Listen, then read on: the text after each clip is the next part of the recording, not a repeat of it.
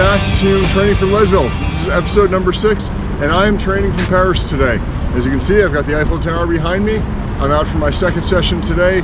Earlier this morning, I did an 8-mile run, slow pace, keeping the heart rate down.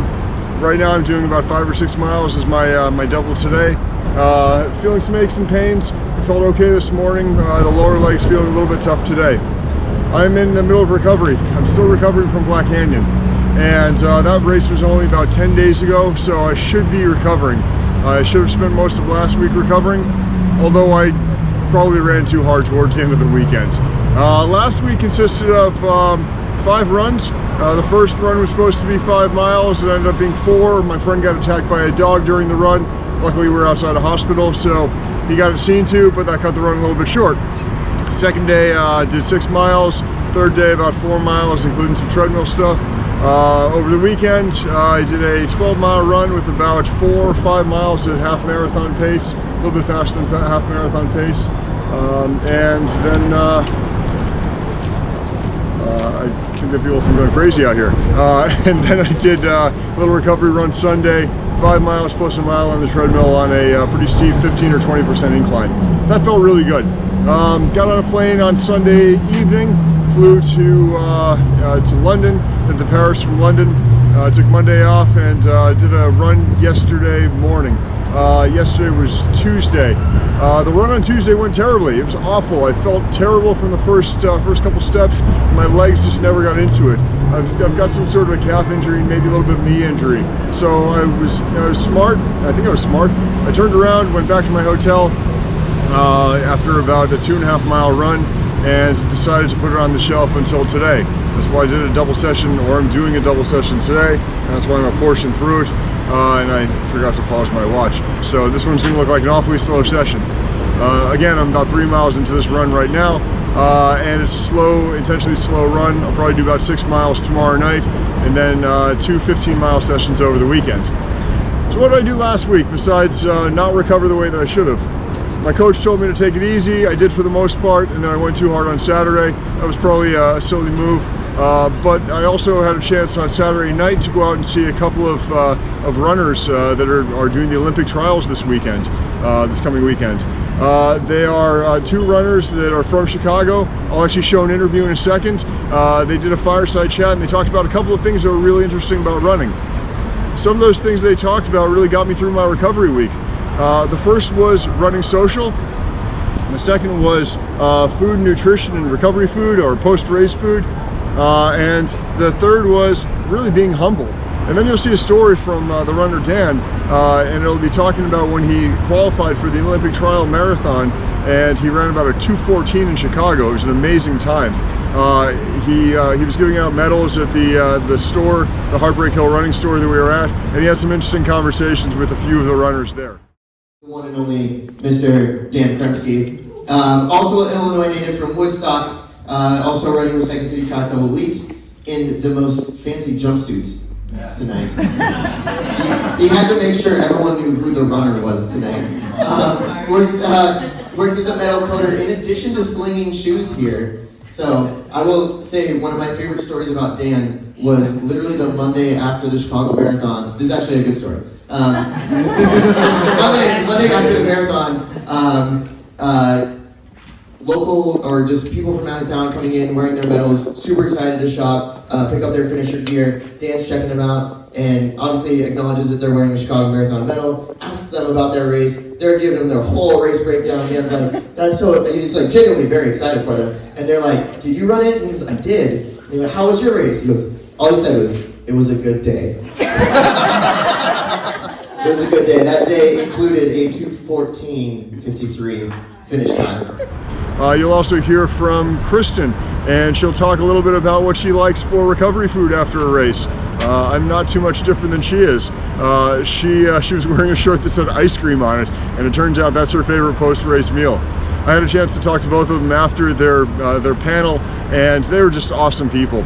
That's one of the things I love about this sport, that the runners are so approachable. People are so approachable and so great. These are people who are in the top 50, maybe top 25 of the country in terms of marathon running. and they're just very human. They just want to have a conversation and talk to people who are out there to support them. It really couldn't have been a better event. You know, pasta, some beer, and talking about running on a Saturday night, really nothing better than that. I'm very much a social runner, so I run, well, I love it and really like being competitive, but it's such a stress relief for me where like I become a nut if I don't run. So just being able to talk to friends and have it be a stress relief, and then everyone else is really into it, so that helps too. It's a big thing to get through any winter in general, but especially going off of a marathon training block, taking a little bit off, and then going through a second marathon training block almost back to back. Yeah, I think for me, it's a couple of things. One, just loving running, loving that activity and going out and that feeling.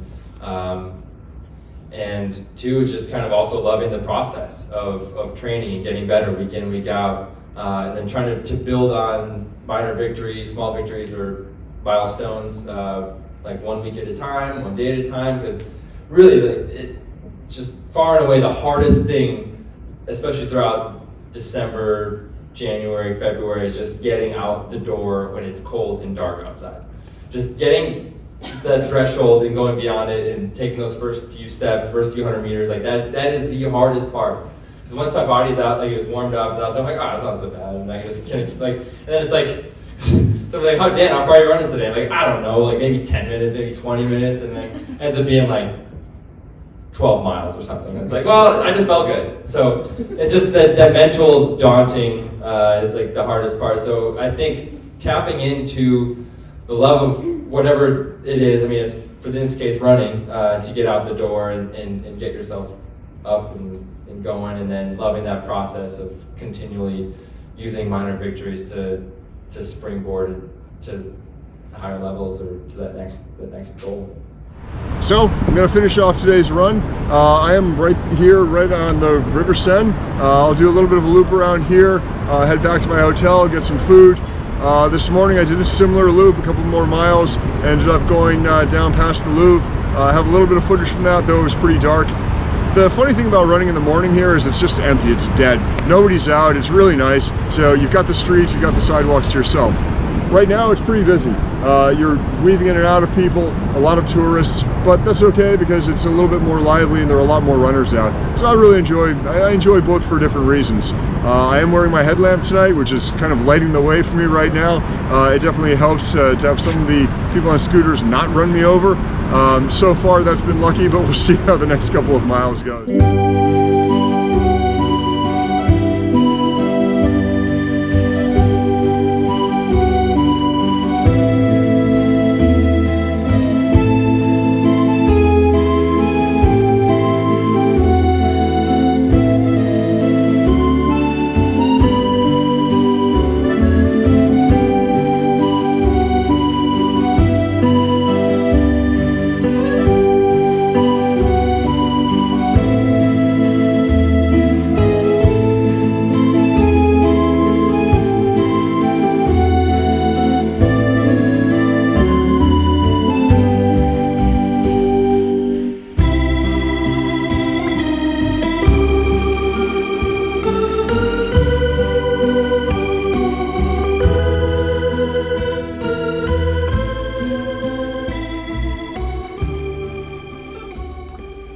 Welcome back, and welcome back to me. I just got home from Paris. I landed a couple of hours ago and got back home maybe an hour ago.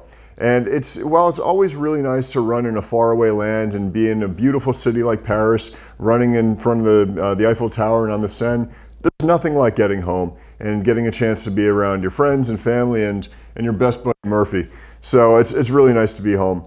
I had a good week out there. It was a short period of time spending for work in Paris, but I got some good runs in and had a lot of time to really reflect on some of my recovery.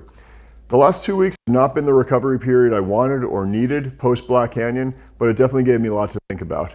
And it gave me a lot to think about in terms of how to recover properly. There was a post that Camille Herron put on Instagram. Camille, for anyone who's not familiar, was the runner who won Black Canyon 2 weeks ago. She's an incredible athlete. She holds many records around most miles in 24 hours. She did win Black Canyon. She's an incredible athlete and has an amazing spirit. She shared a lot about recovery, about nutrition, about mindset, and how she thinks about recovery on Instagram. And I realized that it's probably the right thing for me to cover off on how I think about recovery, things that I did well, things that I can do better. The first thing is have fun. So when I think about recovering and I think about what my coach tells me, it's having fun. And you heard that. You heard that from Kristen, the runner who's going out to the Olympic trials tomorrow. And you heard her talk about how she likes to run socially. She likes to run with friends and how important that is for her. I found that it was the same thing. My best runs right after Black Canyon were running with my friend Steve, running with my friend Anthony, running with the group, the Heartbreak Hill Running Company here. It was great to be able to get out with a bunch of different people and really enjoy myself. The other thing was to enjoy the process. And that's something that Dan said in his video, enjoying the process and knowing what you're training for. We all want to have a great race, but it's not enough to just want that. We have to put in the hard work, but we've got to enjoy that work as well. And probably my most fun run last week was when I did my 12 miler with the Heartbreak Hill Running Club. I went a little faster than I probably should have, but I enjoyed it. I got a chance to get good leg turnover, had good speed. It was a nice social run, and I really enjoyed that. I enjoyed the work that I got a chance to put in. I enjoyed my uphill treadmill session where I was on a 15 or 20% incline on the treadmill. It was a little bit different, and I got to enjoy that. So having fun makes a big difference. So running socially, having fun, and just getting out there. So it's always tough to take those first couple steps, but once you do, you'll usually get in the groove. Like Dan said, sometimes he gets out and he doesn't feel great, but then it turns into a great 12-mile run. And I found that to be the case this week as well, especially when I did my double session on Wednesday. My lower leg is still feeling a little bit rough. I didn't have the session on Tuesday that I wanted to, but I was smart. I turned around, I went back to save a little bit up for later in the week. My lower leg still feels a little bit beat up, and I've got a doctor's appointment now on the 10th, so a couple of weeks from now, and I'll find out if it's anything serious. If it's just muscular, I'll be fine. I'm not worried about that. I can get through it. If it just hurts, I can do PT and we'll work it out. If it's something more serious, then I'll deal with whatever that is. But for now, I'm just going to assume that it's nothing major and just get through my workouts and do more than get through them, but take advantage of the opportunity I have to have great workouts. So a couple of other things that came to mind when I thought about recovery. And the next is really recover like it's your job. Every single aspect. Rest is important. Eating is important. And eating what you like as well as what's healthy for you. So for me, right after the race, I went back to my hotel and I had a pizza. I like pizza. I really like pizza. And I had a beer, and that put me right to bed. But it was great because it was exactly what my body was craving at the time. I also had a bunch of fruit, some oranges and bananas, and that's the kind of thing that I really like after a race. Also, chocolate milk, for some reason, works really well for me. And over the next couple of days, I cleaned up what I was eating a little bit more. But the first 24 hours after a race, I pretty much eat whatever I can. I eat ice cream, I have fun with it, I probably gained a couple of pounds, and I just don't care. It's so important to make sure that I give myself the nutrition, the calories, the recovery that I really need.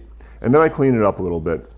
I had a lot of spinach and kale juice, a lot of good vitamins and macronutrients, ginger and beet juice. I find that stuff really helps, makes me feel better, if nothing else mentally, because it tastes terrible, but it at least makes me feel like I'm doing something good for myself. And I do feel like I'm getting a lot of vitamins in, because you also run a high risk of getting sick after those races.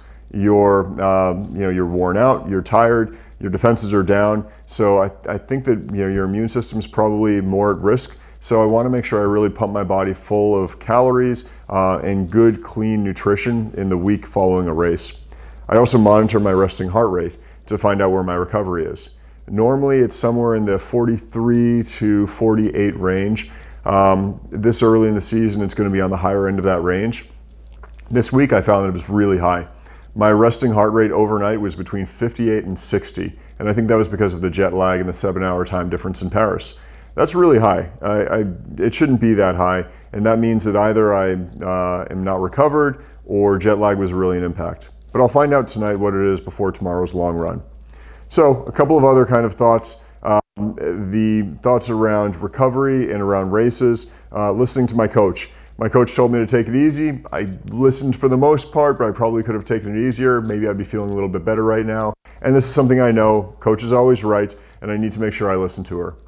And then the last couple things after a race, how to handle the news of a good race or a bad race. Well, if you don't have the race you want, it's staying confident. One bad race doesn't mean you're a bad runner. It doesn't mean you're a bad person. It's one day, and you've got to look at your total body of work. So how do you recover from that? How do you get that confidence back? And how do you find some wins? How do you create small wins, either doing some speed workouts or doing a good long run or whatever it might be, but find a way to win and get that confidence back.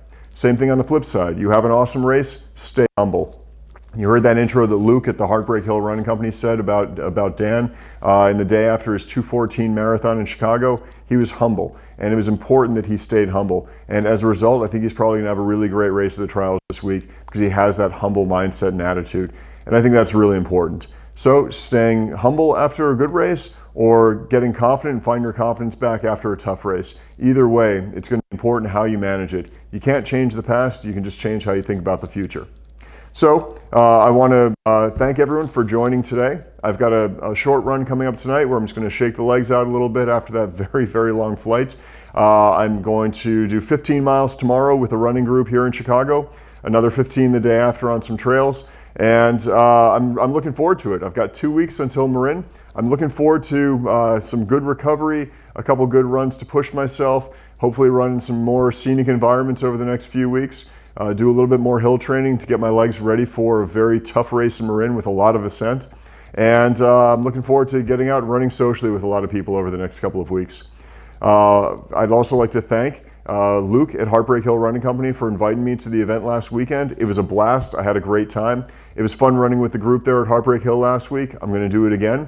So Luke, thank you very much. You have an amazing story. You've got an amazing mentality of how you communicate with athletes, and I'm so excited to be part of that community.